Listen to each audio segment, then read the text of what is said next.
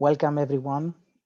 Abby is just letting people in before we start our webinar for tonight. So I'll give it 1 or 2 minutes so everybody can actually join, and then I'll start the presentation.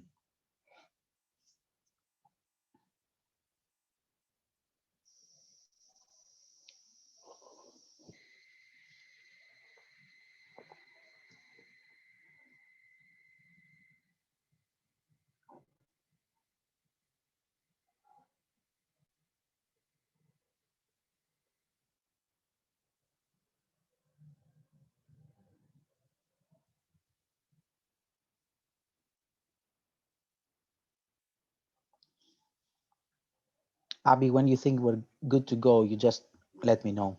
I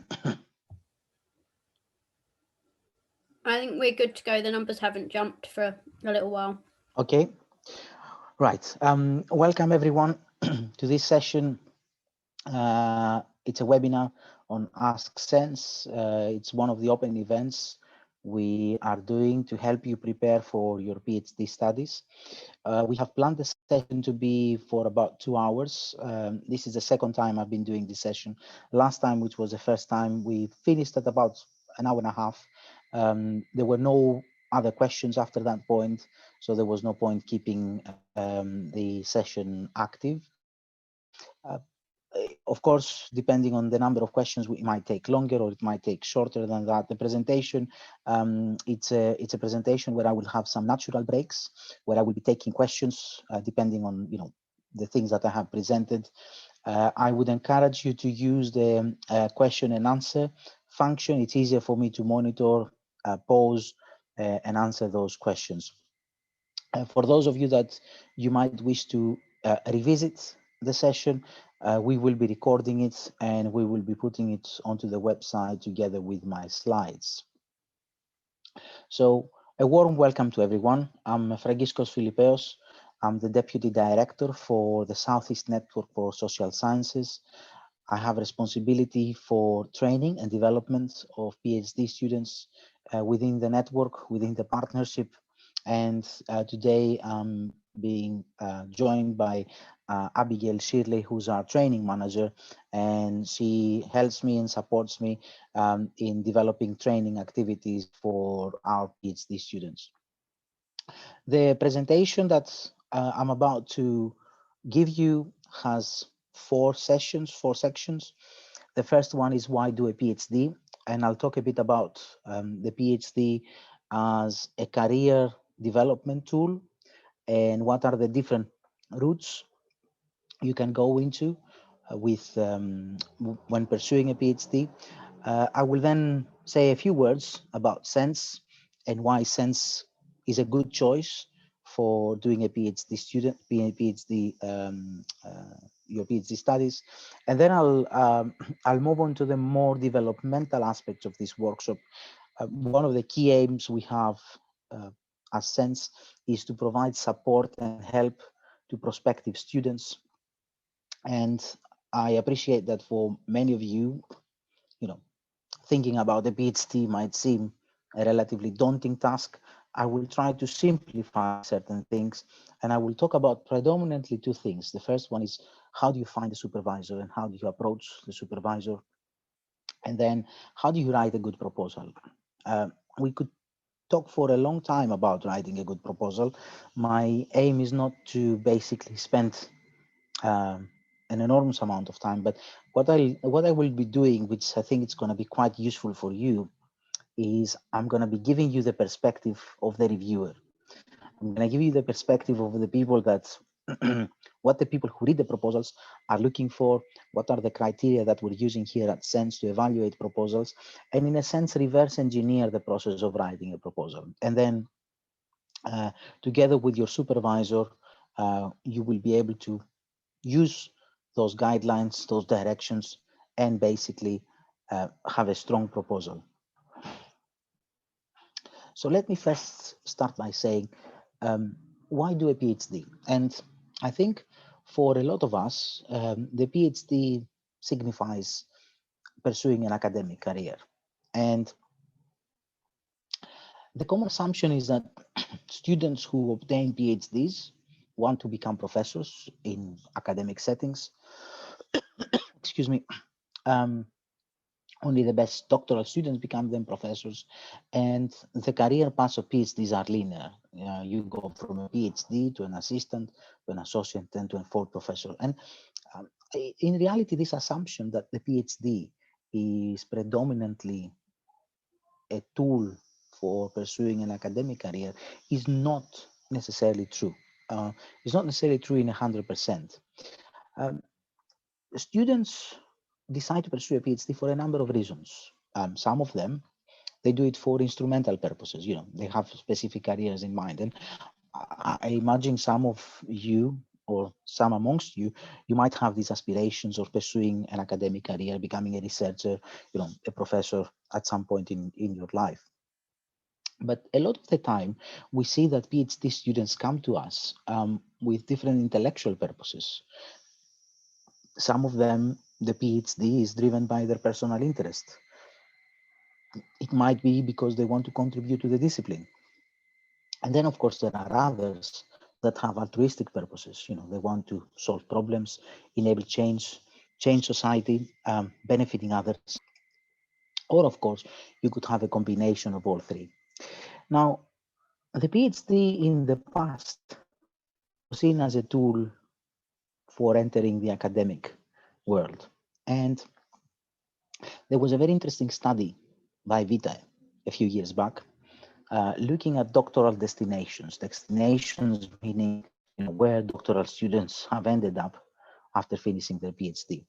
In the kind of light purple column, you can see social sciences, and then you can see that even in social sciences, about 50% of those pursuing a PhD followed an academic career. A lot of others have gone into research occupations, other research positions not in higher education, other common doctoral occupations like research institutes, or even completely other occupations, which might be occupations in businesses, in NGOs, in organizations. So if you were to think that the PhD was simply giving you a route into the academic career, this is not true, as I said. The PhD effectively is a program that helps you develop skills, attributes that will then help you pursue a career which will have a significant research element, but it doesn't necessarily have to be in higher education institutions. And this is actually also reflected in the number of different ways PhDs are structured the last few years. And obviously you've got the traditional PhD, but then you also have professional doctorates, online doctorates, doctorates which are building on industry collaboration.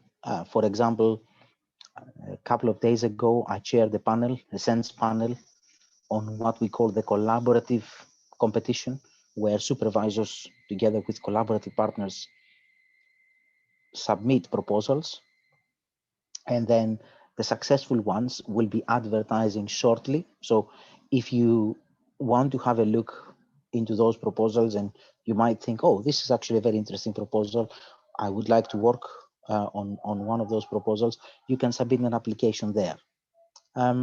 So you've got a number of different ways of pursuing PhD studies. And therefore, it's not necessarily simply a tool to go into an academic career. I want to spend now a few minutes talking about making sense of sense. It was supposed to, we were thinking of Abigail doing this section, but I think in the interest of maintaining the flow, I will do it. So the first is, what is SeNSS? SeNSS is an ESRC doctoral training partnership. So ESRC is the Economic and Social Research Council. is one of the 7 research councils which basically attracts funding, receives funding by the UK government through the UK Research and Innovation. The ESRC funds 14 DTPs, as we call them, doctoral training partnerships, and SeNSS is one of them. And those DTPs basically award and manage studentships as well as postdoctoral fellowships. So we have a number of PhD studentships every year, as well as a number of postdoctoral fellows. Usually we award about 45 PhD studentships and 6 postdoctoral fellowships. Overall, ESRC provides funding for around 500 new postgraduate students. So SeNSS is one of those 14 doctoral training partnerships. There are others. Most research intensive institutions in the UK will belong to one of those 14 doctoral training partnerships. And we are at SeNSS, we are very proud of the composition of universities that make up SeNSS. It's institutions which are located in the southeast of England and home counties, ranging from Norwich, East Anglia, Essex, Reading, Surrey, Sussex, Kent, and then going closer to central London, Goldsmiths, Royal Holloway, City and Roehampton. All these institutions are very strong in the area of social sciences. Some of them are stronger in other disciplines than others, but all of them have a very good tradition in social sciences, and I think they all have significant human capital in the form of supervisors that are world leading. So last year, we've managed to award just over 40 studentships. I think the exact number was 43. Just to put this into context, those were 43 successful candidates out of a total in the very, very beginning of around 400. So it is a competitive process, and that's something that you need to take into consideration when applying. Now, should you be successful, we offer a number of things, and here is where Abby and myself have put a lot of effort. We have obviously, a challenging world-class doctoral training environment. You can have, and you will see when you join us, subject-specific, advanced training, tailored to your individual needs. You will then have access to all 10 institutions. So if there is training offered in another institution, different from your home institution, as SeNSS student, you can actually access that training, and we can support the financial side of that access. So if, for example, you need to spend money going to that institution, if you need to have overnight accommodation, that's all part of the financial support we offer you. We have a significant amount of network of external organizations. So, for example, we've got SAGE, we've got the Parliamentary Office of Science and Technology, and then we've got funding for overseas visits, field work, attending and presenting an annual conference and events. And I appreciate some of you hearing all these things. You might be wondering, well, in the context of a national lockdown and a pandemic looming over our heads, how much these things play a role. The answer is that the PhD is a long-term project. It's minimum 3 years. I imagine that eventually we will come through the other end of this pandemic, and we will be able to resume all these activities. In the meantime, what has actually happened is SeNSS has put together a huge portfolio. I'm tempted to use that word, huge portfolio of online training, and you will also get exclusive access to SAGE Campus, which offers a significant number of online modules, online material, as well as access to what we call the UEA online training, which is training offered by the UEA, accessible through your SeNSS scholarship, which will cover quite a number of different things necessary for your PhD. And all that takes place through what we call the virtual learning environment. So we've got a very well developed VLE, virtual learning environment. At the moment is hosted on Moodle X, which is the external Moodle for the University of Essex. Upon your registration as SeNSS students, you will get a username and a password, and you will be able to access all that activity, all that online training through the VLE. Who's who in terms of SeNSS? We have what we call a core team, which manages the partnership. Apologies that the director has now moved on. We've got a new director, is Miri Gizelis. I am the deputy director. Then we got the manager, who's Felicity Cesnat. I am the training manager, Abby, the coordinator, our coordinator, Paul Newman, and then we've got additional assistance from Elliot, who's part of the Essex Postgraduate Research Education team. Universities and pathways, this is an important point I need to make. Not all institutions, not all 10 institutions contribute to all pathways. So it's really, really important to look at this table and then consider which pathway you might wish to follow and find the appropriate institution. So for example, institutions like the University of East Anglia, which is in the second column, participates in almost all pathways, but the sociology one. On the other hand, you've got institutions like City, which only participates in, excuse me, 3 pathways: business and management, economics, and sociology. So it's really, really crucial to identify the pathway. Obviously, you know the generic subject area you want to study, but then make sure that the institution you're applying to actually participates in that specific pathway.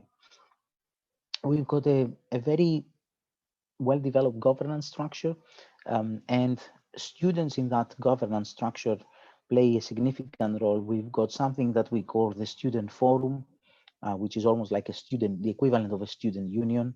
And the student forum basically acts as an advisory forum for the management board and for the core team. We've got the training, employability, and development group, which is the group of academics that looks after your training. Then we've got the strategy board, who's provides chancellors of all the institutions that participate and basically give us a strategic steer. And I think the other one, which is important to mention, is the collaborative advisory group, which is a group of external partners that helps us in shaping our training and ensuring that we develop skills to our students that are important not only for the academic environment, but also for the industry. Now, there are 3 steps to making an application. The first one is that you need to apply for a PhD place at your home institution. SeNSS on its own doesn't have any kind of power to award you a PhD. You are registered at your home institution, and therefore you need to apply for a PhD place at your home institution. Once you have done that, you need to then create a what we call a fluid review account, and your home institution will provide you with data on that. You'll create a fluid review account. The fluid review account is where your application for SeNSS and therefore your application for funding needs to be submitted. And of course, you need to develop your proposal with your supervisor and submit your online application. So in essence, there are 2 components here. The first component is the application to the home institution, which is an application for admission to a PhD program. And then a separate application, well, in reality, it's the same application, perhaps with some feedback from your institution, an application to SeNSS for the funding element of that PhD. So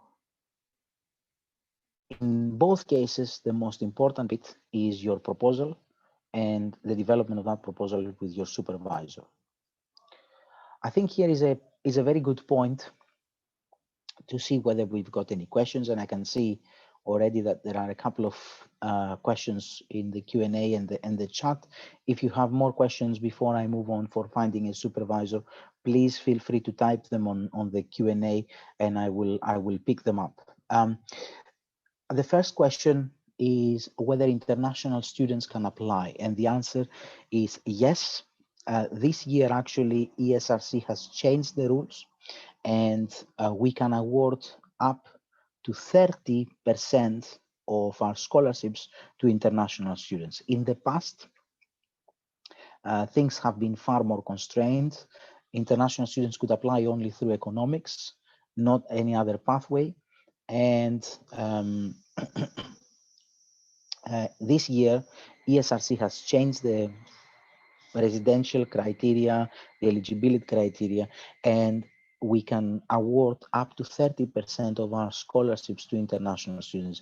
What that means in practice, it means that out of those 45 scholarships that we might be able to award, about 10 to 12 we will be able to award to international students. So international students have a relatively good choice and a good kind of chance of getting a scholarship.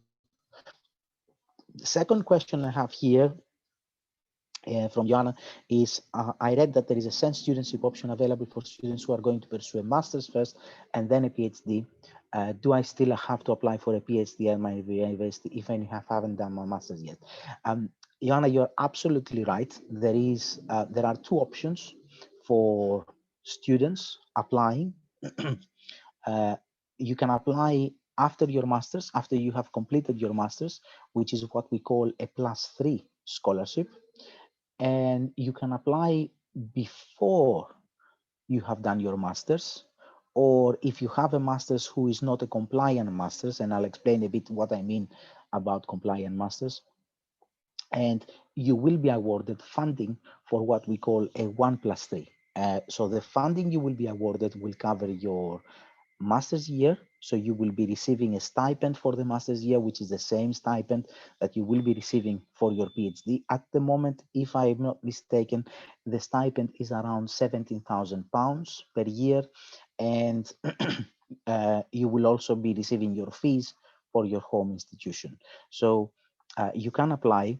The application process for those of you that you are going through the 1+3 is exactly the same as the application for the +3. So you apply for a PhD position, you submit a proposal for a potential PhD.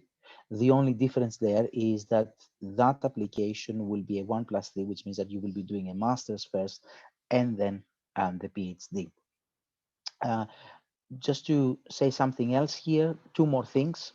The first thing is that you might have a master's already, but that master's might be what we call a non-compliant master's. So what is a non-compliant master's? ESRC has a set of rules about which masters and how master's degrees cover research training.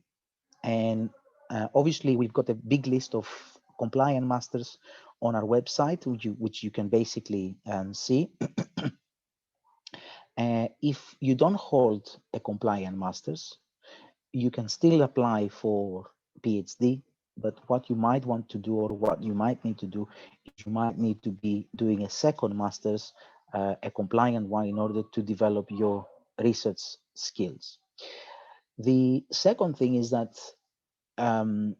in order to not disadvantage those students that they don't have a master's at all, SeNSS has ring-fenced 12 scholarships every year for students that come straight from their undergraduate degree. So on average, we award about 22, 23 1+3, so students that either don't have a master's or have a master's who is not a compliant one, but 12 of them, we keep them specifically for those applications that come from strong undergraduate students who don't have a master's and who have applied to your PhD. I'll go to Jan's question. How do you choose a home institution? I think that's related to the next section, which is finding a PhD supervisor. My own personal view, and that's what I can share as a researcher over a number of years, is that you tend to choose your supervisor, and then your home institution is actually a natural choice. So you need to find who's the most appropriate individual to supervise your PhD. And I'll explain how you do that. And obviously then you choose your home institution on the basis of that particular individual and where they are located. International students from a foreign university, as an EU university, apply. Melissa, yes, international students from a foreign university, they can apply. What we will be doing is we will evaluating your either undergraduate or master's degree, and we will be looking at whether that master's degree is a compliant or non-compliant one in order to help you decide whether you are on a 1+3 or a +3 application. Shabana is asking, halfway through a part-time master's, which comes to an end in summer 2021. Can I still apply for funding for a PhD starting in autumn 2021 before getting? Yes, you can still apply for a PhD before you get your master's results. The home institution which will accept that application, what they might do and what is the standard practice is that they will offer you a place, a conditional place, as we call it. And so they will give you a condition that you need to successfully complete your master's before you can move on with your PhD. If you were to apply to the 1+3, do we need to apply to both an MSc and a PhD, or just a PhD position alone?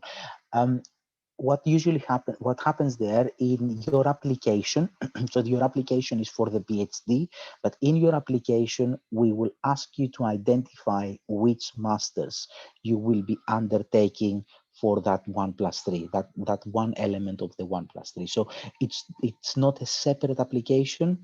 It doesn't have to be a complete application. You do the application for SeNSS funding for the PhD, and then on that application there is a field which you can actually use to identify the masters that you will be doing. Some universities have issued specific PhD topics for starting 21. If we're looking at the 1+3, would we be able to apply for one of these PhDs? I will be asked supervisors to put the research on hold.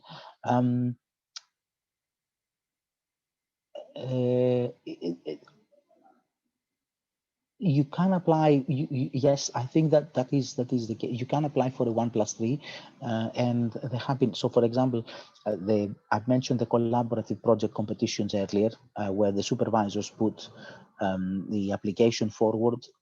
Most of those projects allow for 1+3 students. And remember that the PhD is a long-term project. It's not something that will be completed in a year.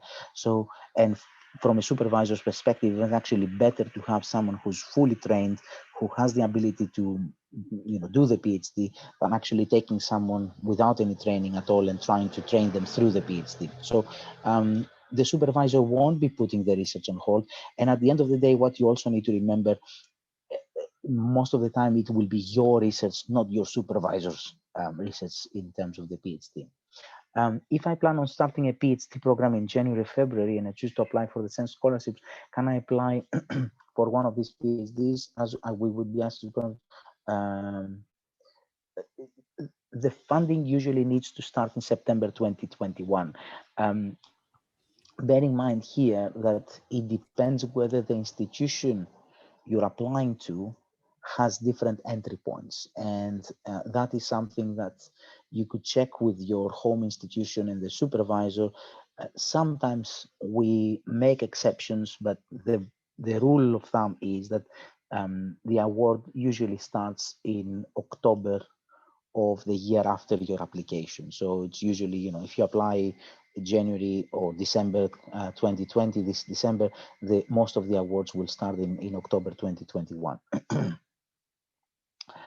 For the 1+3 applications, does the home institution need to be the same for both the masters?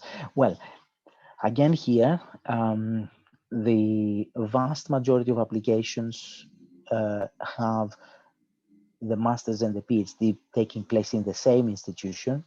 The only exception we allow is when the student, together with the potential supervisor, feel that the student will benefit from undertaking a master's in another institution. And we would need to get the explicit approval of the supervisor, saying that, yes, I'm happy for the student to undertake a master's in another institution in order for that application to be considered. But technically speaking, it is feasible. You just need to agree with your supervisor on why you might benefit from doing a PhD, a master's in a different institution. Again, the master's needs to be in one of those 10 institutions that form SeNSS. Would the MSc be able to be carried out remotely as part of the 1+3, or is on-campus presence required? Well, again, that depends on the type of masters. So, for example, at the moment we have got a few of our students starting, and those students who have started in September, they're doing their masters remotely because a lot of the institutions are not actually having any face-to-face teaching. So it always depends on the masters and the home institution. It's not something that SeNSS, as long as we know that the student we are funding goes through their masters and they have the opportunities to study, we leave it to the home institution to manage that that learning process.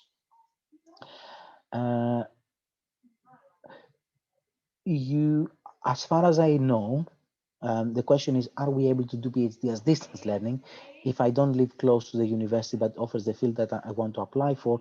How can I let me put it this way? Again, the home institution might have certain rules. Obviously, the PhD is not, none of the 10 institutions so far have given are offering PhDs, online PhDs as we call them, or distance learning PhDs. Now, there are cases where the student might not geographically be located close to the institution, and they might need to commute for a number of times. That's something that we as SeNSS, we don't carry any control over. So it's down to the agreement between the student, the supervisor, and the home institution. But I wouldn't necessarily call it distance learning. It might be that you're doing your PhD in Reading, and for example, you're living in the Kent area, or you're living somewhere up in the north, and you want to do that PhD. If the supervisor and the institution is satisfied with the arrangement you will agree, then that's something that is not an issue for us. We won't be even able to check that. So that's again a personal decision. Fiona is asking, Fiona, no, it doesn't really matter. And one of the reasons why we're doing these sessions, so Fiona is asking whether age matters for when you do a PhD. And the answer is no. And this is why we're doing these sessions. We're doing these sessions because I think we want to give to everybody the opportunity to understand what SeNSS is. And we want to give the opportunity to people that have left the academic environment a number of years ago, and they want to return to that academic environment because they might have, an altruistic interest in pursuing a PhD, and we want to provide them with help and support. So there is nowhere on the application process, and you will see that when I talk a bit more about writing a good proposal, where age, gender, race, ethnicity actually matters. And just to put something here, SeNSS has done it's one of the pioneers in the world of DTPs in terms of widening participation. We have a very, very good range of people coming from a variety of backgrounds. We are really proud for the help and the support we give to those students, not only to enter doctoral studies, but also keep up with their doctoral studies, because it's not just simply opening the door to someone, it's also supporting them through that PhD journey, which is sometimes a long journey. And as I said, we are one of the pioneers in widening participation, and we have a very, very diverse student population from a number of different regions, from a number of different backgrounds. We've got a couple of things more on the chat. So one question is whether SeNSS is available to second-year PhD students. So if you are currently in your second year, the answer is no. And the regulation there say that when the award starts, so when you're in October 2021, in this case, there has to be at least 50% of your studies remaining. So what we usually do is we have applications for students who are in their first year currently, and they want to get funding for 2 years, and they can do an application. We won't fund someone who's currently in their second year, and they will only be pursuing funding for 1 year. Bear in mind that as a consortium, we can only fund up to the maximum period, well, to the period of registration for the institution, which is the 3 years. We won't fund writing up years. The scholarship would cover full tuition for international students, or it still needed to be decided whether that's a very good question, whether the scholarship will cover the full tuition for international students. We are still in discussions with institutions. There might be a case where institutions might have different policies, and that is something that you need to be checking with your institution. But hopefully we will have a statement from those institutions soon, and that will appear on the website. Bear in mind that the new regulations from ESRC came into effect on the 1st of October.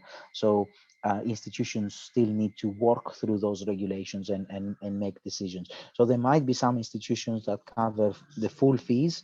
There might be some institutions that might only cover the home EU fee.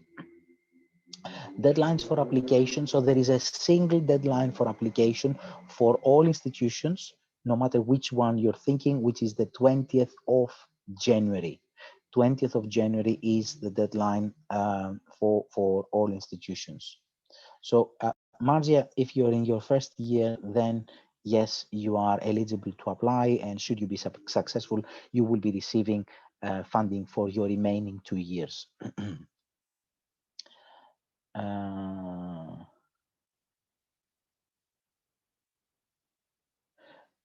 What SeNSS can get from this scholarship? Do I need to work for SeNSS? No, you don't need to work for SeNSS or for anybody after your PhD.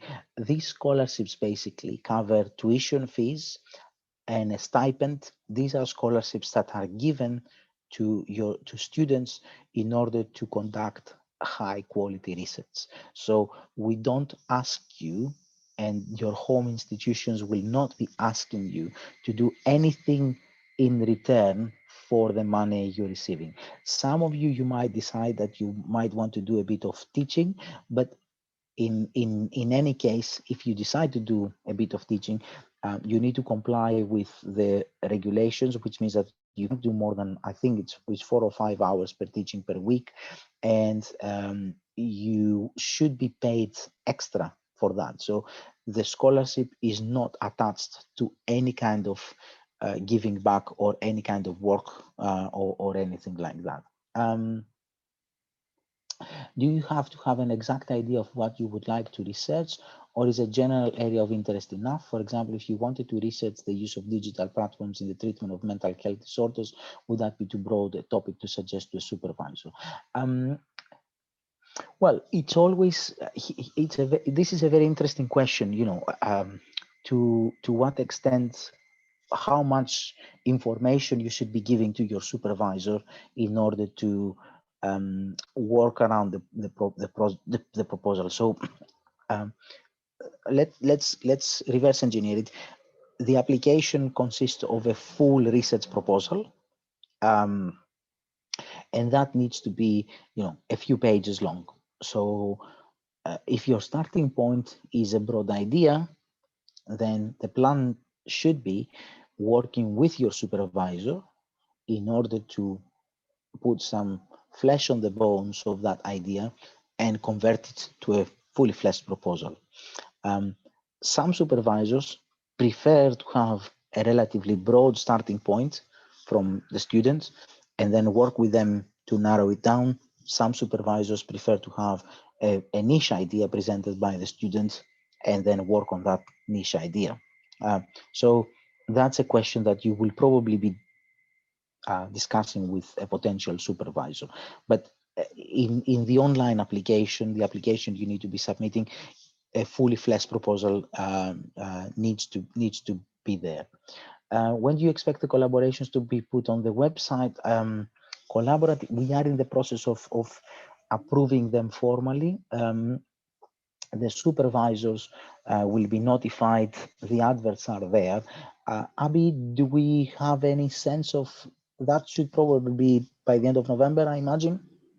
Yeah, start looking from the week of the 23rd. And those will be 7 collaborative projects, very interesting projects, I have to say. I chair the panel that make the decisions on those projects, all of them very interesting. There is a spread of good pathways, there is a good spread of institutions, so you could do that. Is it possible to receive funding to undertake a PhD on a part-time basis? Yes, it is possible to do a PhD on a part-time basis, as long as being a true part-time basis, meaning that if you're doing the PhD on a part-time basis, we wouldn't expect you to work full-time for an organization. Is there a word limit to the proposal? Yes, there is a word limit. There is a character limit, which I'll come back in the next couple of minutes when I will be discussing how to write a good proposal. I think we've covered the questions we had so far. I'll take 2 more natural breaks. One is after finishing, after talking about the PhD supervisor, where you might have more questions, and please put your questions on the Q&A, and then I will stop after finishing, finding a PhD supervisor, address those questions, and I'll continue. There is one more which I probably need to take now. For the collaborative studentships, do we first choose a project when they are released and then apply for a master PhD? Well, for the collaborative, the advertisement will be for the PhD. So the difference with the collaborative is that you won't have to submit a proposal. If I remember correctly, all of them, if not all of them, the vast majority of them allow for a 1+3. So they allow for a student to do a master's and then do a PhD. In the collaborative, usually the process of appointing the student is that you need to submit your personal statement, why you think you fit with that. Then usually there is a process of an interview, a panel that interviews all potential candidates, and then a decision is being made. Just because you don't have to submit a proposal, don't think that is less competitive than the other. It's just a case where you might see a proposal and you might see your skills and say, oh, I've got the perfect fit to do this particular proposal. I might as well apply to do that collaborative one. And if you apply for the collaborative one, there's nothing stopping you to apply with your own project for the student-led. So they're not mutually exclusive. Obviously, if you get offered a scholarship in one of the two, you need to withdraw from the other competition. That's the only thing that I just need to highlight. Right. Let's move on to one of the difficulties that a lot of even myself, when I was thinking about doing a PhD, phase is the first point of contact with a supervisor. And how do we identify a supervisor, especially if we have been away from the academic environment for a long period of time, or if we, for example, have done a master's in another university. A lot of the time what usually happens is someone either from an undergraduate degree or a master's degree work with academic in that particular institution, and that academic is the natural choice for them to become a supervisor. So of course a lot of us don't belong to that group. A lot of us don't have necessarily access to supervisors. We might have gone outside the academia for a long period of time, and what I will try to do is give you some key directions, some guidance in terms of finding a supervisor. So the first thing you could do is, if you don't know the institution, but you know the topic, my advice would be use Google Scholar. Google Scholar is a very, first of all, is free. You don't need any university subscription or anything like that to use it. It gives you the most important people in that particular area, and therefore it gives you potential supervisors. A lot of people have their affiliations on Google Scholar, and therefore it's then easy to trace them and find them. Sometimes you can even get their institutional email from Google Scholar. That is straightforward. So what I would do, if you have an idea about a topic, use Google Scholar, see who is actually writing on these topics, identify one or two individuals from the 10 SEN institutions, and you can then approach them to work with them. So that's an initial point. If, of course, you know the institution you might want to study. So, for example, you've heard, let's say, University of Sussex has a very good business school, and you want to do your PhD in that business school. Or, for example, University of Reading has a very good business school, Henley Business School. If you have these kind of aspiration and you know the institution, or at least you have some sense of the institution, a lot of the institutions that participate in SENS, actually all of the institutions that participate in SENS, I've only used two examples there, they have these websites, which is the research, as they call them, the research directories. And if you click on those links, and we'll share the presentation, you'll see what I mean. If you click on those links, usually what happens is, for example, the case of Kent, there is a page which says find a supervisor. So you put your keywords. Let's say I want to do foreign direct investments, multinational enterprises, and what that search engine will generate is the names of individuals that work in that institution and that have expertise in supervising PhD topics in those areas. So, for example, if you do foreign direct investment multinationals at the University of Kent, you will probably see one of my very good colleagues there, Dr. Carmen Stoyan, who's an experienced supervisor, and you can do that. So if you have your aspirations, you can then go directly to the institution and search for the individual that potentially can help you uh, shape up your proposal, write up your proposal, help you with the ideas. I just want to highlight something else here. Google Scholar, for those of you that you don't have currently access to university resources, and some of you might not have access because you're not working through your masters or anything like that. Google Scholar always gives you potential free sources for the different papers, and you can click on the links which appear next to the paper, the hyperlink for the paper, and a lot of the time it might not necessarily be the published version of the paper, but it is the closest version to the published one of the paper, and that's more than enough for you to do your additional reading. Some others work with the supervisors. So, for example, myself as a supervisor, when I have a student that is keen to work with me, that I have identified merit in them, what I do is I share with them, the papers, I download them for them, and I share with them, and then they can do their reading. Now, the most important bit in finding a supervisor is the communication element. And this is my personal perspective again here. Academics, especially in these times of the pandemic, where all of us have to switch completely to online, we have to develop a lot of the material. We tend to be quite busy, and when there are, when we receive the odd speculative email from someone that we don't know, and it's not properly, it's not, it shows they haven't done any research on us, on our background, on our research interest, we tend to disregard them completely. The more professional an email reads, the more well prepared an email reads, the more attention we'll receive from a supervisor.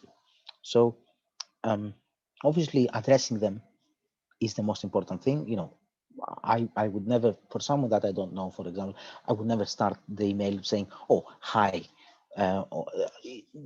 Address them formally in the first instance, and if they give you the opportunity to move on to first person, do that.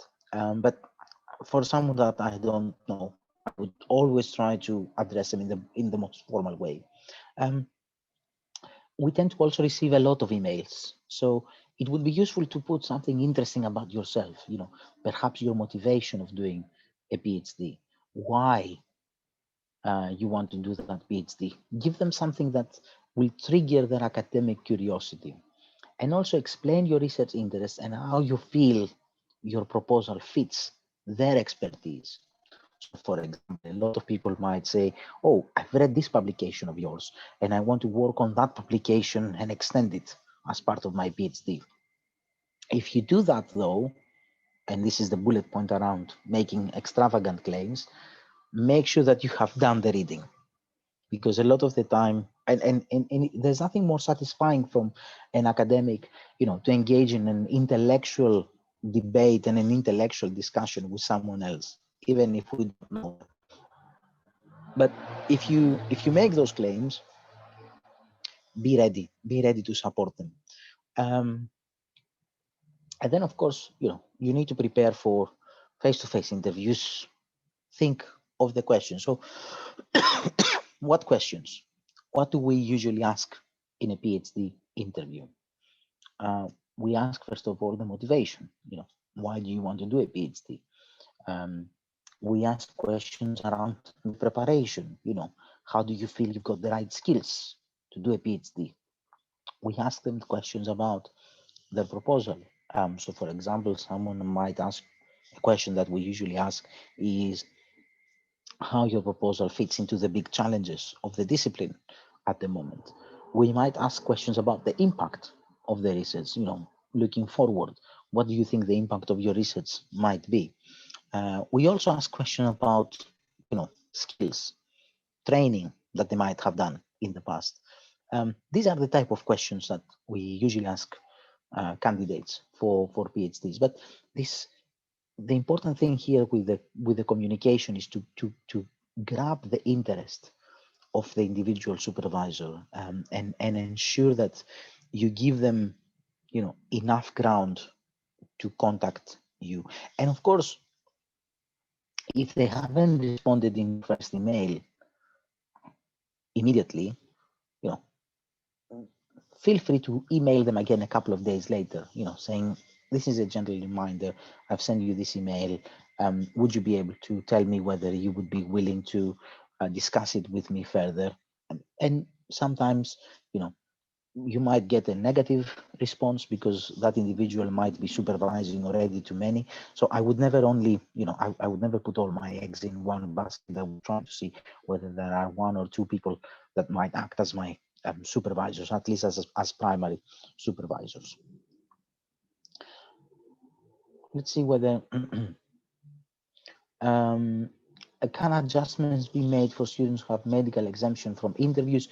Yes, adjustments are always made. The interviews are usually conducted within the home institution. So we as core team of SeNSS, we don't engage in any kind of interview process. We don't interview the students.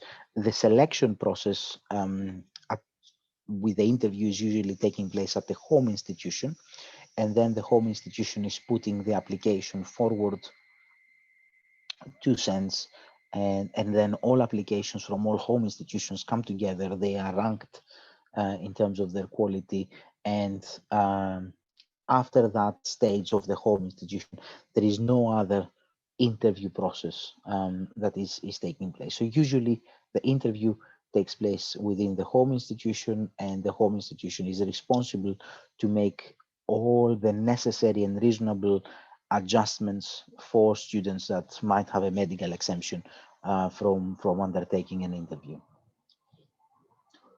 Do we have any other questions here in terms of the supervisor? Right, that's a very good question. When selecting a supervisor, usually there is a primary and a secondary. What is the difference between the two positions? Usually the institutions now work with what we call supervision teams. So in the past, you could have one supervisor, and that one supervisor would take you through your studies. Now institutions, because they have a duty of care, they assign two supervisors. Usually the primary supervisor is the one that guides you through the process, and the secondary is there to provide you with the necessary support in particular areas. For example, sometimes the primary supervisor has the disciplinary expertise. They are someone who works in that narrow topic of the PhD. And the secondary supervisor is someone who has a methodological expertise. So for example, you might be doing interviews, you might be doing focus groups. It's not necessary that the first supervisor might have that expertise, and therefore you have a secondary supervisor that supports that process. Usually what happens is the primary supervisor is the one who is responsible for selecting, if I may put it this way, and ensuring there is a good supervision team. So for example, over the years, I have worked with a very good colleague of mine at the University of Kent, who is very meticulous in feedback. She basically, put the dots over all the I's, put the crosses over all the T's, and she's very, very detailed in her feedback. On my side, for example, when I give feedback, I focus less on those things, those small things, but I focus more on, strategic approaches. How do you put the literature in a context? How do you develop a conceptual framework? So the two of us have worked very, very well over the years, because whilst I can give the bird's eye view, she can be on the ground and actually help the student improve the language, improve the argument of the PhD. And it's a very nice complementary relationship. And, one without the other wouldn't have a good supervision team. So usually the primary supervisor is the one that helps you and perhaps sometimes selects and introduces you to the secondary supervisor. Does your supervisor need to have previously supervised the PhD? Or could you have one who is of strong profession in the area without past PhD supervision experience, like you discussed, and then other two have good experience in supervising PhD? Yes. Just to give you an example, University of Kent has a system where it has a primary supervisor, but then there is what we call a supervisory chair. So the primary supervisor might be someone who hasn't done much PhD supervision in the past, but the supervisory chair is someone who has successful completion of PhDs. And in essence, is a training process, not only for the student, but also for the primary supervisor. And that individual, the supervisory chair, is there to ensure that appropriate supervision is taking place, guides the primary supervisor in that process, and provide help and advice to both the supervisor and the student. So it doesn't necessarily have to be someone who has a completion, because the university will then put someone on that supervisory team who has the relevant experience and expertise. And occasionally, people like myself, for example, we are asked be part of a supervision team because we have experience in the process. We have dealt with a number of different cases in the past, and therefore we can then guide not only the student but also the supervisor in helping them, guiding them towards a successful completion.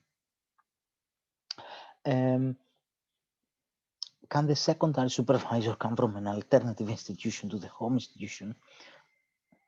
Usually institutions don't allow that.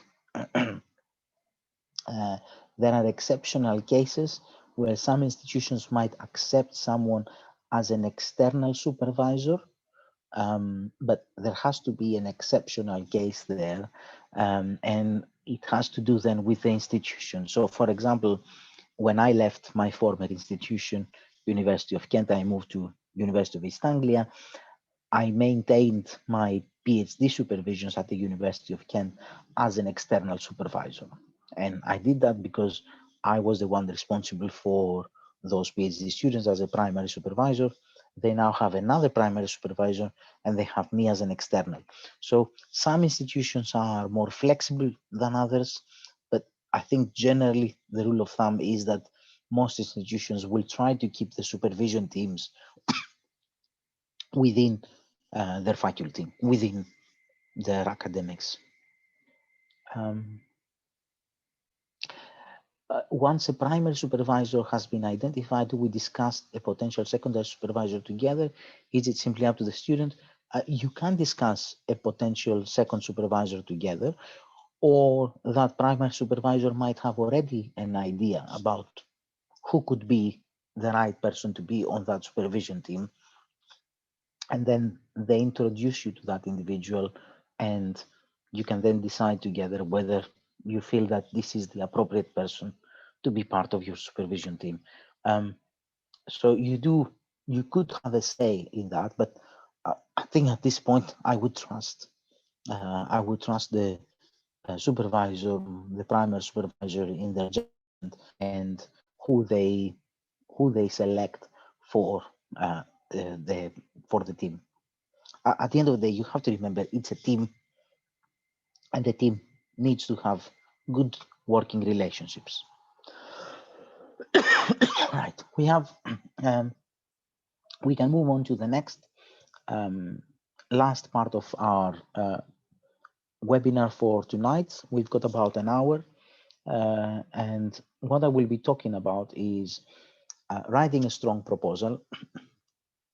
And as I said, I will be presenting the reviewer's perspective. So I will be presenting what we see as reviewers of proposals, and what we're looking for in those proposals in order to evaluate them highly. And as I'm discussing these things, put your questions there in the Q&A, and we'll return back. If you have other questions that you might have, you might wanted to ask for the previous sections, feel free again to put them there, and I will do a sweep of all questions at the end and ensure that there is nothing left unanswered. So the first bit is completing the SeNSS application. Of course, you have discussed your research proposal with your supervisor. A lot of institutions in this initial sifting, they do interviews as well, or other means of communicating with the candidates.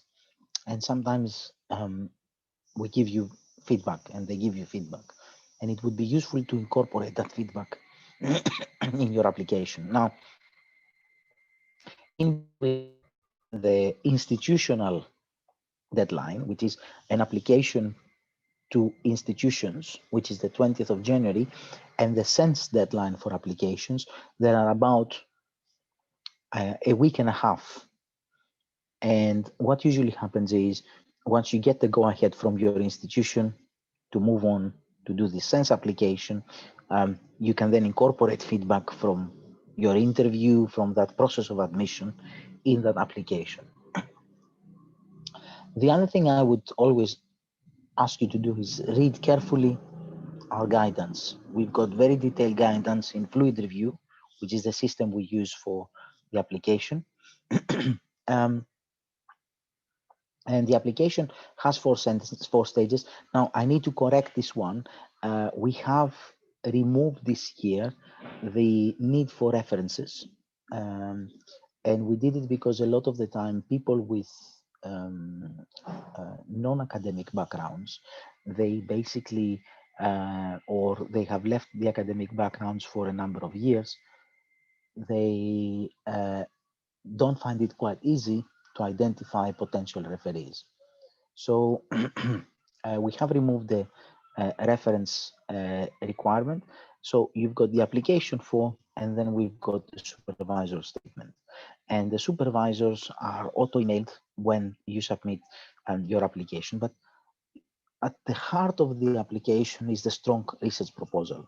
And what the research proposal consists of, and I think there was a question earlier around that, it's the title, which is maximum of 80 characters, an abstract, which is 3,800 characters, the research proposal, which is a maximum of 10,000 characters, and a personal statement, which is usually a maximum of 500 words. Now, in the application process, we evaluate all of them. And the essential ingredients for a good, strong research proposal are three. The first one is the issue.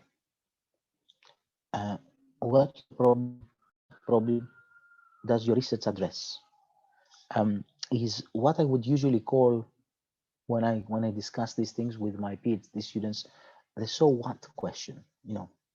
So you bring a topic on the table, and you always have to remember, it sounds oversimplifying, but so what? What do we have to gain? What are we learn from this proposal? What are we going to learn? How your project will change our understanding of reality? So the issue is at the core of every good research proposal.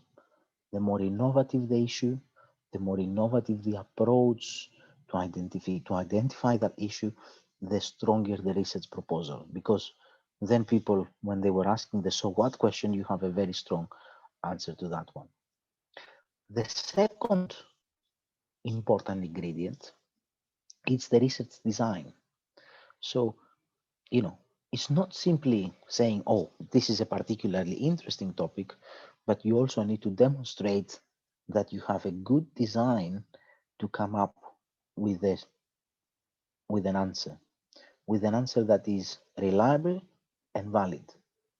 So you need to think about what kind of research design you need to address that particular question. And a lot of the time, what I always say here is a good research design has also a contingency plan in place.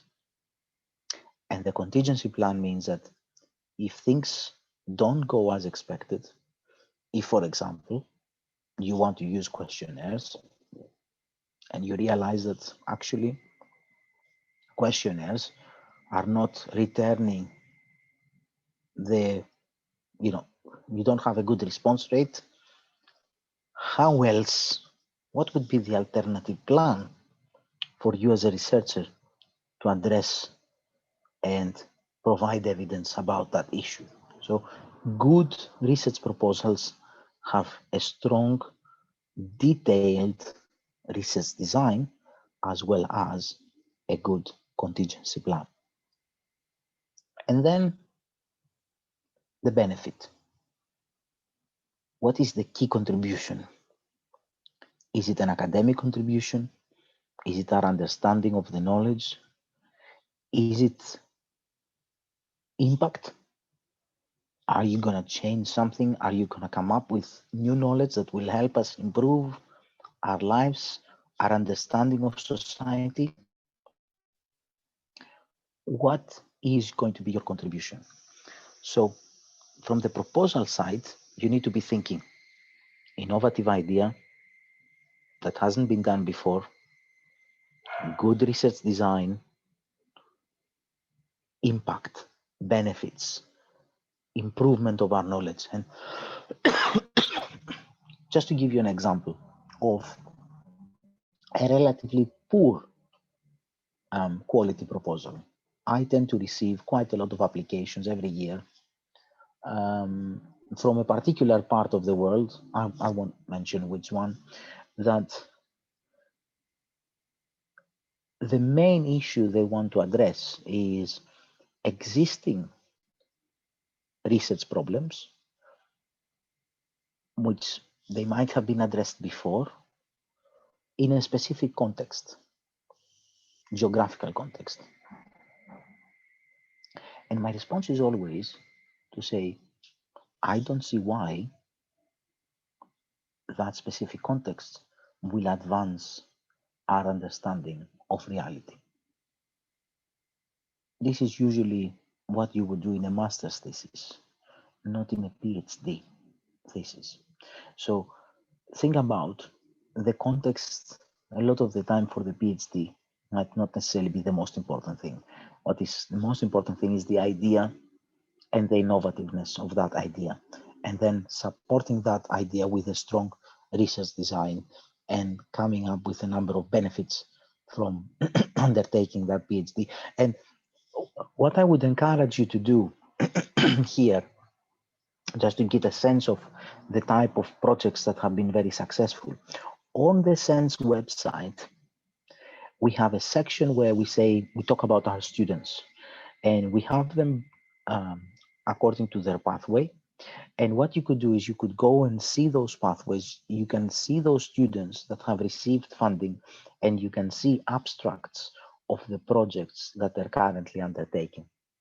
And we have all of them from the last few cohorts. We have detailed abstracts of the research, and those will be very good examples for you to get a sense of the type of topics that are usually successful in the context of the SeNSS competition. So your research proposal is key to your application. It's what needs to be discussed with your proposed supervisor and get feedback. Usually we look for high quality and strong, and you need to include the key areas, the research problems and the research questions, the context, of course, it's always important, although on its own might not justify the PhD, the particular contribution, the methods, the way the project will develop over the period of the award, key stages, a timetable. Usually a lot of the projects, the proposals come together with what we call a Gantt chart, which gives us information about how the project will evolve, and of course, how the doctoral research relates to your eventual career aims. Now,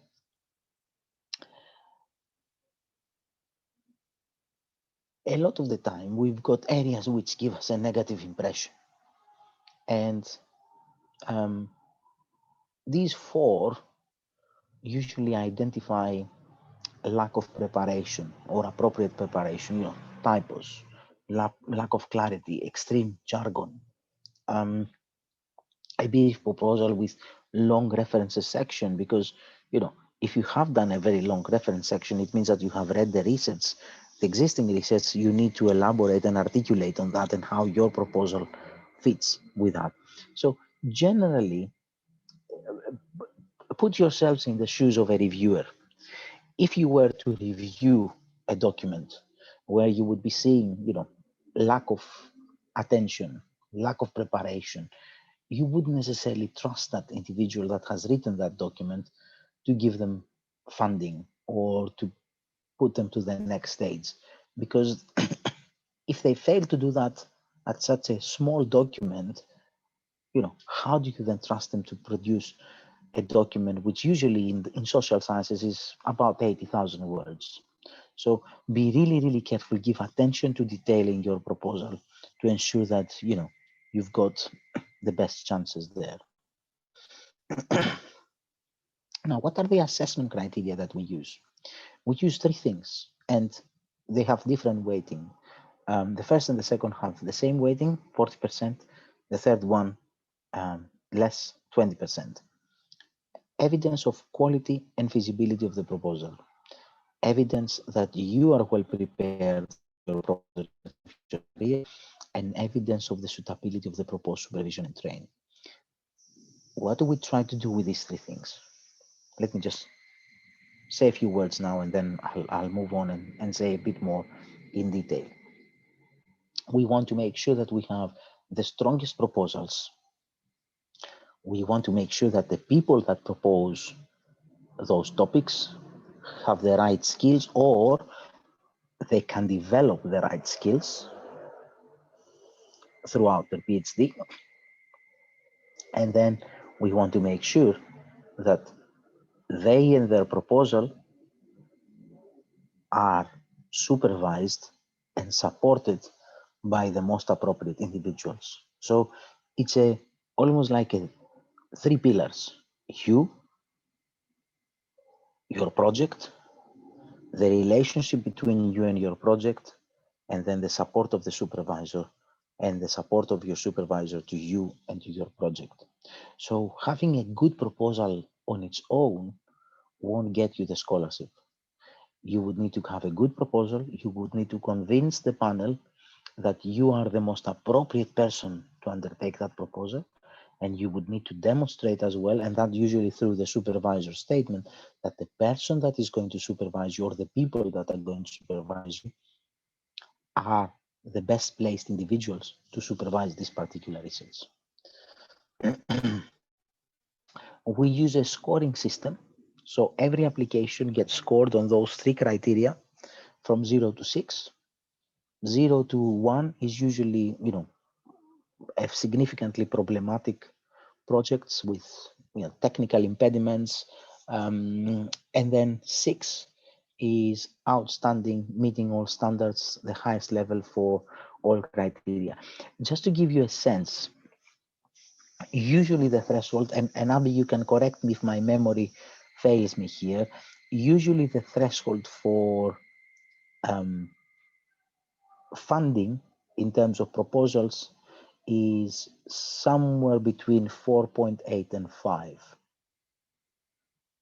So you would need to have a final score of somewhere between 4.8, which is, at the top of the very good, where you meet the high standard for all criteria or has excellent standards for most criteria, to an excellent project where you have excellent standards for all criteria. And this is how strong the competition is every year. So the threshold for funding usually is at that point. It's quite high. And I said, this is not to discourage you, but just to give you a realistic perspective of the quality of the applications that are usually submitted. So what one of them, what each of those criteria mean in practice? What is the evidence of quality and feasibility of the proposal? Now, this will be based on the outline of your proposed research project. It's also complemented by the information supplied by your primary supervisor. So the supervisor sends a statement, and usually they say, oh, this is an excellent project because it basically fits the current big debates in the literature, blah, blah, blah, blah, blah. The assessors from SeNSS, and who are those people? So the assessors are usually all the experts from the other institutions that participate in your pathway. So for example, if you were to apply in business and management, which is one of the most popular pathways, you usually have about 5 or 6 individuals from other institutions outside your home institution reading your application and evaluating. So these are people that have disciplinary expertise and understanding of PhD supervision, and then they provide their scores. And all these scores are being put together, and there is a ranking of the different applications. So they will be looking for evidence for your ability to design a strong research proposal, a coherent and well thought out research plan. This is why I mentioned earlier about the Gantt chart. You need to demonstrate that it's feasible, it's doable within the 3 years, and also a strong awareness of where your research fits the current field. In simple terms, what does it mean? It means that you need to innovate. It means that your idea needs to stand out. Remember here, reviewers usually read about 30 applications. And by the time they reach the 30th application, they might have forgotten what the first application was all about. So make that application to stand out. Make that application to be memorable to them. Support. Ensure that you have adequately covered the literature. And what is really, really important is to provide key and up-to-date references. You know, we read proposals and we see the last reference being, you know, in 2015, 2016. The question mark that we have as reviewers is, look, there are 4 years since 2016. What has happened in the literature in those 4 years? And that can tell us two things. If there are no references, you can't find any references, it might be a debate that is no longer important in the literature. If there are references and you haven't included them, it means that you haven't included the most recent studies, and therefore you might be missing significant pieces of information for your project. Do not under or over promise. You know, this is very important for the feasibility question.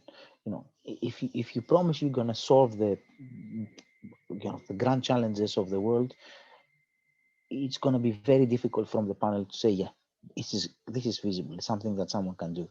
And again, here with the supervisor, it touches on one of the questions that was put earlier: how broad or how niche the project should be. I think it's finding the right balance in every single discipline, and that's something that you can work with your supervisor. And of course, I've mentioned this one already: methodology and contingency plan. It's really, really important to demonstrate that you know what you will be doing and how you will be doing it. So the quality of the research proposal is clearly articulated aims, appropriate methodology, impact that the research will have, and feasibility of the project within the given time and resource limitations. The second criteria of that research proposal is evidence that you are well prepared for your proposed research and future career. And here what we're looking for is the way your previous experience, and it doesn't necessarily have to be academic experience, it could be professional experience as well, has prepared you for postgraduate study and research.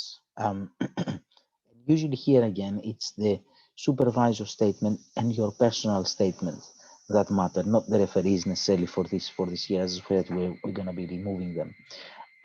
It's you discussing about your career aspirations, your professional background, and how that fits with everything. In simple terms, it doesn't simply matter if you have a strong proposal, but you need to demonstrate that you are the most appropriate person to take it forward. You've got the right skills, you've got the right motives, you've got the right drive. And a question that might come up there is that, hang on a minute, I think we've dealt with it. I've been away from the academic world for 5 years, 10 years. How am I going to demonstrate that? I think what you need to demonstrate is what are your professional achievements, for example, there, that make you your most appropriate individual, or what are your life achievements? And there is a very interesting discussion at the moment in the ESRC about what is academic excellence and how do we define academic excellence outside simply a strong transcript. And we are looking at that as pioneers in what I said earlier, as pioneers in widening participation. We're looking at that. We're looking at, you know, what constitutes academic excellence outside simply having a degree from, you know, a Cambridgeshire or Oxfordshire university.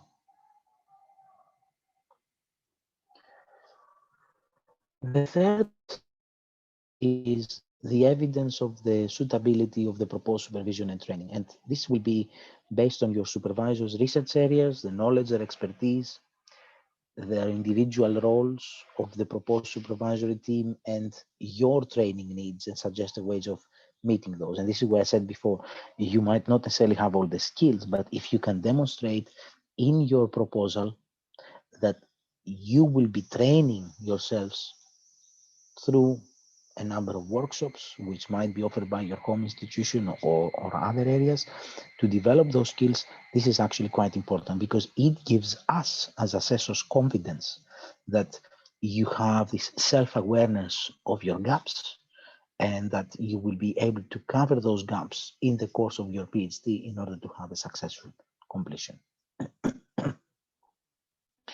So in simple terms, you don't only need an excellent proposal and a clear demonstration that you are the best person, but that also that you are going to be supported by a team that has expertise, experience, and can help you identify your training needs. So this is where I said this, you know, this tri-pillar relationship, the proposal, you, and the supervisory team. And if you look at successful funded applications over the last few years, all of them had strong elements. You know, there was a strong proposal by a student that knew, by an individual that knew what they needed to be doing, and supported by a supervisor that had the relevant expertise and had also the relevant training to, or a supervisor team that had, you know, relevant training in terms of PhD supervision. An important tool there to help us identify these things is your personal statement. And in that personal statement, in those 500 words, you can tell us your reasons for applying and why you deserve a studentship, why you take that studentship over someone else. You know, what are your academic interests, why you wish to study with SeNSS, why you have chosen a particular university and a particular department. And it might be, for example, that you say, look, through SeNSS and through this institution, I can take these masters, I can take these modules, I can take these placement opportunities. And also, you know, discuss your passion for your topic, discuss your current knowledge and expertise and experience, discuss how your professional, for example, for those of you that have been away from the academy, how your professional background motivates you to pursue a PhD. So the proposal can talk about a key description, provide us with the research background and questions, tell us what is the method you will be using, what is the timeline of your PhD, and what you think you will be changing in terms of impact in society through that PhD. If you wanted to find more information and read a bit more, there are two very interesting blogs. One is from myself and the other one from a very good colleague of mine, May Seitanidi from the University of Kent. The links are there. They're both still active. You know, how to apply for PhD funding and how to apply for a PhD in the UK. We will be also be enriching a section on the SeNSS website in the next couple of days with, you know, what is a PhD, together with the videos from these sessions. So we are trying from our perspective from SeNSS to offer you all the necessary tools, and of course we're always open for questions, emails, discussions, questions that you might have. Both Abby's and my email are on the website, and you can basically contact us directly. I will stop here in terms of the formal presentation, and I can see so far there's nothing flashing on my screen, but oh, I spoke too fast, I think. And I can put, we can leave time now for you to put your questions. If you're if you're slow typing, don't worry. I'll give enough time for every single one of you to put the questions. So we've got one question here. My research will highly likely contain lab work at the moment with COVID-19. Unfortunately, there's no lab work being undertaken at universities. If, for example, I was to put in my research proposal for the use of lab work and COVID-19 was still a high risk preventing me from conducting research, what happens in this situation? Now, there are two things here. One is we have been in touch with a lot of the institutions, and most institutions are trying to find contingency work for keeping labs open. I'm going to speculate here that it might be a psychology PhD you're thinking about, and it might be the need to access participants, which is actually a bit more problematic. One of the things you might wish to do there is you might wish to provide us with some contingency plan in the event that COVID-19 impact is maintained over the next years, year or year and a half. So the contingency plan is one that you can actually include in your PhD, and that's also in discussion with your supervisor. Are the studentships also available for students who want to do a PhD in partnership with a foreign university? Now, again, here it depends on the home institution. One of the things we have at SeNSS is we have what we call funding for overseas institutional visits. So, you're not formally registered to that foreign institution. We can provide you with funding for throughout your PhD to actually have an institutional visit to an overseas institution. So I think it has to do with the way you define partnership. In reality, you would need to be registered as a student, as a proper student in one of those 10 institutions that form SeNSS. What would be the relationship between that institution and the institution you're thinking about, the foreign university, is something that the two institutions can actually decide. And SeNSS doesn't have much to do with that. As long as you're, from our perspective, you're registered as a student in one of the 10 institutions, you could do whatever you like. But what I said earlier is, you could have this funding for overseas institutional visits. I have discussed with my potential primary supervisor. She has one student finishing a PhD with a bursary currently. Can she still be my supervisor and apply for funding? The answer is straightforward, yes. And I would be very pleased having someone like that as a potential primary supervisor, because they have secured funding in the past, so they probably know the process quite well, and they can be successful again. You mentioned at the beginning about SeNSS collaborative partners. Shades, is SeNSS able to facilitate, enable student access to the databases of third-party organizations? Depends. Usually, access to databases is done through the home institution. But if you want something more specialized that the home institution cannot offer, there is also funding available in the in what we call the research training support grant. So students from SeNSS get a research training support grant, which is about £750 per year, in order to access additional training, databases, or things like that. If, of course, there is something that we feel might benefit the wider SeNSS population, perhaps we could have another discussion with third-party organizations about accessing their databases or the training. But predominantly, we focus on training. I have been out of academia for a long time, and I'm worried I have left it too late to start preparing my application, as I do not even have an idea for a PhD proposal yet, nor have I researched or contacted any supervisors. I was hoping to start a PhD in October 2021, but I'm wondering if I should delay until 2022. I think that's a personal decision. It's competition takes place on an annual basis.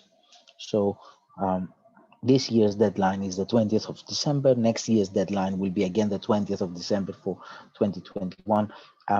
It depends on your personal circumstances, depends on your background. The truth is that it's never too late. So you can still do your preliminary research if you have. Again, this is why I said it depends on your person. If you have enough time, so someone with a full-time, let me put it this way, someone with a full-time job and perhaps a family, you might find it more difficult to put an application together at this stage if you haven't done any preparatory work. That being said, you might be so well motivated and have such a drive and such a passion to do a PhD about, a particular topic, that you're willing to put the extra hours and you're willing to basically, make it work. So I think it has to do with your personal preference and your personal circumstances. That would be a discussion that I would have, an honest discussion I would have with a potential supervisor. So for me, Ian, the most important thing at this point for you would be to identify a topic, a broad topic, that will then help you identify the supervisor. And then you've got, the rest of November, December, and up to the 20th of January to write up the proposal, submit the application to that home institution, and work with the supervisor. Is having a secondary supervisor compulsory? If yes, how can we choose one? All institutions that form part of SeNSS, part of their quality assurance, they will ask you to have a secondary supervisor. But this is what I said earlier, the primary supervisor will be the one that will be guiding you and helping you to select the secondary supervisor, or sometimes they even select the second supervisor, they make that choice for you.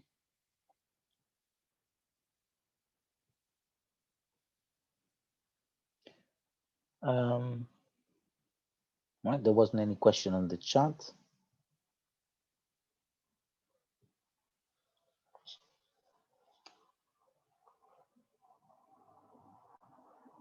I'm just giving time for anybody who's a slow in typing to just. I wonder if you could talk a bit about work placements. Are these organized by home institutions or via SeNSS? Now, yes, I'm happy to talk about work placements. It's an integral part of what we do at SeNSS.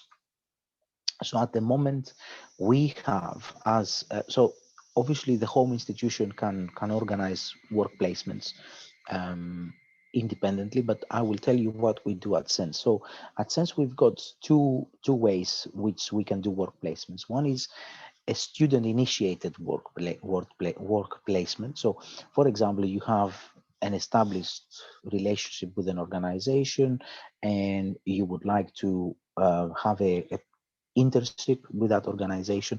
We can provide extensions for up to 3 months to take work placements. And those are student self-initiated work placements. From a SeNSS perspective, we also provide you with opportunities. So what we do on an annual basis, we have a number of, as I mentioned already, we have a very wide external network, and we work with those external partners to come up with projects that are usually self-contained projects. They shouldn't be taking more than 3 months. And we design them, and then we advertise them. And we send an email out to all SeNSS students saying, we've got this work placement opportunity. For example, one of the things, a couple of organizations we worked with last year is an organization called Brain Can Do, psychology organization. We work with the Chartered Institute for finance of public authorities, SIPFA, and we had work placements. These were, as I said, self-contained projects for 3 months. We basically provide you with an extension to your studies for up to 3 months, which means that we cover your fees and your stipend, and then you can take that time off, work for that organization, and in the vast majority of cases, students have actually gained significant experience from undertaking. So there are 2 routes. There is the self-initiating route from students, and there is also the ones that we secure and we advertise, and you can then apply to those. Do you roughly know how many individuals apply annually for the SeNSS scholarship? Yes, I think I've given that number before. Roughly, you would be talking about 400 individuals. We are on an annual basis award about 45 scholarships, so that's about 10% success rate in the competition. Maternity leave taken into consideration, yes, we do support maternity and paternity leaves within SeNSS. It's part of the ESRC regulations.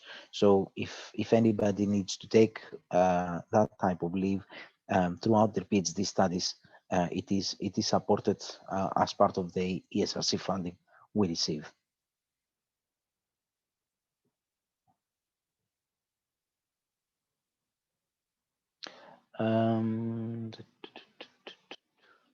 Let me just check the chat. Can I clarify deadline? No, deadline is the 20th of January, and it's the deadline for the application to the institutions. So in order to apply for SeNSS, you would need to have an application. You need to have done an application for a PhD program at one of the 10 institutions by the 20th of January. This is when it's a common application deadline across all the 10 institutions. So not the 20th of December, 20th of January. Yes, so Abby has answered that one as well on the chat.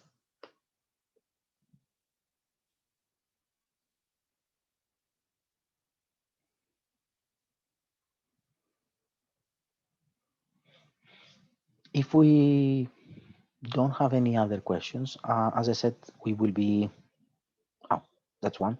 Do you select a student from each subject that is part of SeNSS to get a student? No.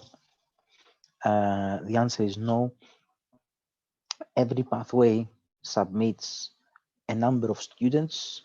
Some pathways 1 year might get more students. Some pathways might get more students another year. So there is nothing to suggest that there is a quota across pathways or there is a quota across institutions. You know, pathways might get funding for all the students they put forward. Institutions might get funding for all the students they put forward. So there is no excuse me, there is no algorithm that selects or puts a quota on students from a pathway or puts a quota on students from an institution. It's all based on quality.